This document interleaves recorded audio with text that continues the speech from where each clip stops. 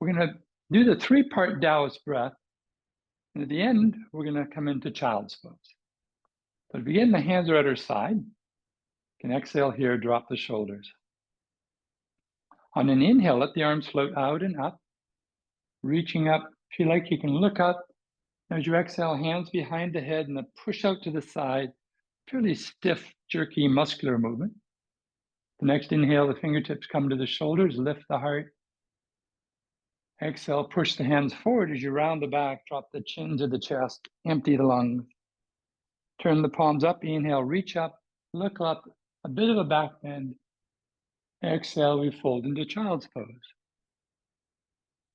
But we don't stay here. Ride the inhale, rising, drinking in the breath. Exhale to the sides, sighing out the breath. Drawing in as you inhale, pushing out as you exhale. Navel to the spine. Palms turn up, inhale, look up, reach up, fill the lungs. Exhale to the earth. 2 more cycles, rising. Try with your eyes closed. Just feel the breath moving you. Exhale to the sides. Drawing in.